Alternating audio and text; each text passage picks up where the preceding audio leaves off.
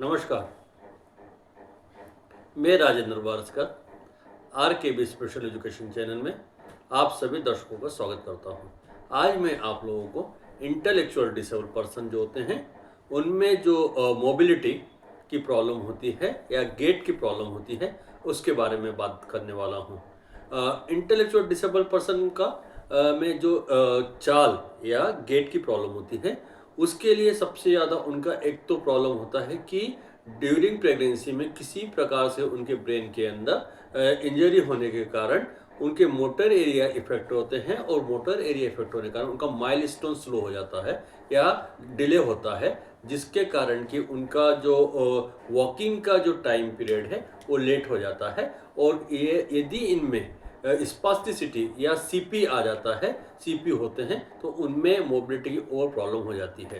तो ये इनका एक रीज़न है कि जो गेट प्रॉब्लम होती है इंटेलेक्चुअल डिसऑर्डर पर्सन में ज़्यादातर देखने में आती है।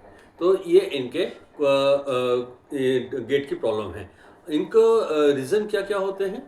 एक तो रीज़न ये होते हैं कि ड्यूरिंग प्रेगनेंसी में ब्रेन के अंदर किसी प्रकार से इंजरी या चोट लगने के कारण, इन्फेक्शन के कारण या उनके ब्रेन सेल मोटर एरियाज के डेड होने के कारण, उसके कारण भी होता है, या उनको ऑक्सीजन प्रॉपर तरीके से नहीं मिल पाता है ब्रेन में, उसके कारण भी होता है, या डिलीवरी के समय में ये सब रीज़न और भी होते हैं। किसी प्रकार से फोर्सिप डिलीवरी में हो गया है या ऑक्सीजन की कमी हो गई है, ब्लीडिंग हो गई है या किस प्रकार इन्फेक्शन हो गया है, फोर्सेप डिलीवरी हो गई या गिर जाने के कारण, ये बहुत सारे रीज़न होते हैं।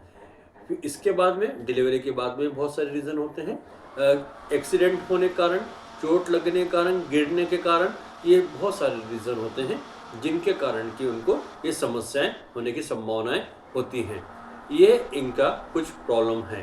तो रीज़न है इनके क्या क्या इफ़ेक्ट होते हैं, इनका सिम्टम्स क्या क्या होते हैं हम ये देख सकते हैं। तो सिम्टम्स में सबसे ज़्यादा ये होता है कि इनका एक तो सीजर गेट होता है कि ये लोग जब चलते हैं तो कैंची की चाल की तरह चलते हैं ये लोग, तो उनमें ये एक समस्या होती है। दूसरा होता है ब्रॉड बेस गेट होता है, जो पैर दूर दूर फैला के चलते हैं, वो भी एक इनमें एक समस्या होती है। इसके बाद में एक इनमें ये प्रॉब्लम होती है कि हाइपोटोनिक होने के कारण या होने के कारण उनके मसल्स में प्रॉपर स्ट्रेंथ नहीं होती है, तो उनके गेट में प्रॉब्लम होने लगती है। बहुत सारे और कई बार सीपी के अंदर ये भी देखा गया है कि एथेटॉइड में एटेक्सिया में इनको प्रॉब्लम होती है कि ये जर्क के साथ मूवमेंट होता है बॉडी में, तो उनको उसमें प्रॉब्लम होती है जिसमें कोऑर्डिनेशन और बैलेंस की प्रॉब्लम होती है। तो ये भी हमने देखने में आया है कि इनको ये सब चीज़ों की दिक्कतें होती हैं।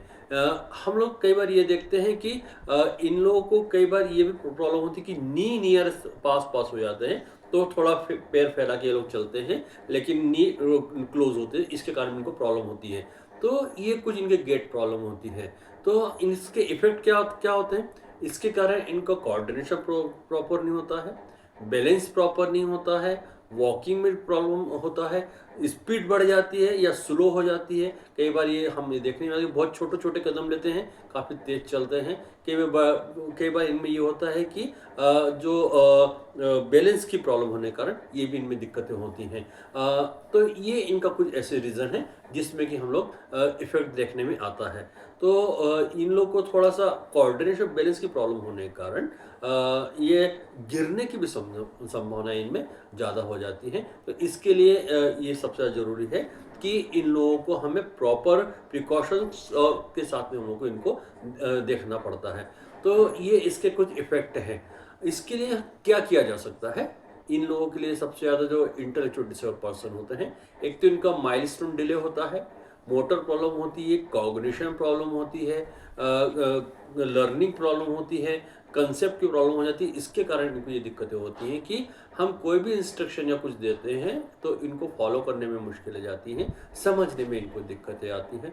तो हमें ये देखना चाहिए कि ऐसे पर्सन के लिए सबसे ज़्यादा ज़रूरी होता है कि फिजियोथेरेपिस्ट की बहुत ज़्यादा रिक्वायरमेंट होती है ऑक्यूपेशनल थेरेपिस्ट की रिक्वायरमेंट होती है, ऑर्थोपेडिक डॉक्टर्स की रिक्वायरमेंट होती है, करेक्टिव सर्जरी की रिक्वायरमेंट होती है। ये भी कई बार देखने में, कई बार इनके मसल्स के लिए भी मेडिसिन की रिक्वायरमेंट होती है, ये भी हम करते हैं। इन सबके साथ में स्पेशल एजुकेटर की सबसे बड़ा रोल होता है, जो उसके इंटेलेक्चुअल डिसेबिलिटी के को ध्यान में रखते हुए उसको ट्रेंड करता है कॉग्निशन को लेके, एकेडमिक को लेके, और भी एरियाज को लेके उसको करता है। कई बार हमने ये देखा गया है कि जो इंटेलेक्चुअल डिसऑर्डर पर्सन होते हैं, इनकी गेट प्रॉब्लम बहुत ज़्यादा एक तो बिहेवियर के कारण भी होता है। कई बार हमने डाउन सिंड्रोम को भी देखा है, और भी ऐसे कई बच्चों को देखा हुआ है कि दूसरों की कॉपी करने के साथ साथ में उसके हिसाब से ये लोग अपना मूवमेंट होकर करते हैं। तो और कई बार जो कि कोई किसी बच्चों को प्रॉब्लम है, अन्य और अदर पर्सन को प्रॉब्लम है, उसकी कॉपी करने लगते हैं और उसको देख के लोग करने लगते हैं। ये बिहेवियर प्रॉब्लम भी होती है। तो हम लोग कोशिश करते हैं कि इन सभी के रिहेबिलिटेशन टीम के साथ में हम इनके साथ में यदि ट्रेनिंग करेंगे और इनको प्लानिंग करेंगे, इम्प्लीमेंट करेंगे, तो ज़्यादा बेहतर होता है। तो इसके लिए आप मेरे इन वीडियो को सब्सक्राइब करें, लाइक करें, शेयर करें, कमेंट्स करें, और लोगों तक इसको पहुंचाएं, तो उनको बेनिफिट्स मिल पाएगा। इनमें एक और व्यक्ति के साथ बहुत बड़ा रोल होता है, जो कि होता है कि पी एंड प्रोस्थेटिक ऑस्थेटिक इंजीनियर का बहुत बड़ा रोल होता है। उसका भी कई बार जरूरत पड़ती है, क्योंकि उनमें आर्टिफिशियल लिम्ब में क्रैचेस की रिक्वायरमेंट हो जाती है, स्प्रिंट की रिक्वायरमेंट हो जाती है।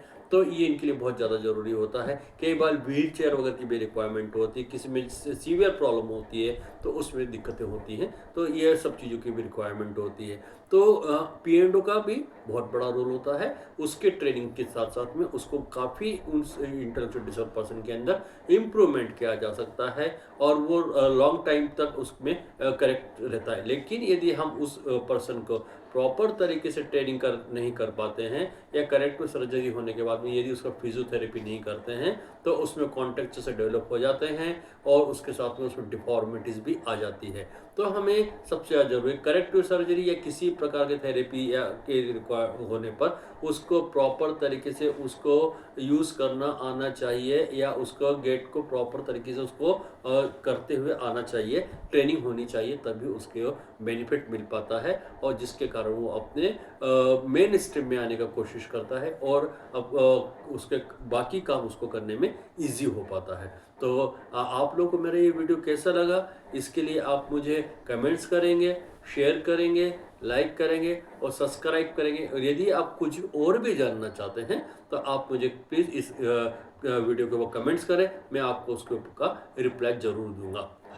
आप लोगों को कैसा लगा, इसके लिए ज़रूर कमेंट्स करें। Thank you.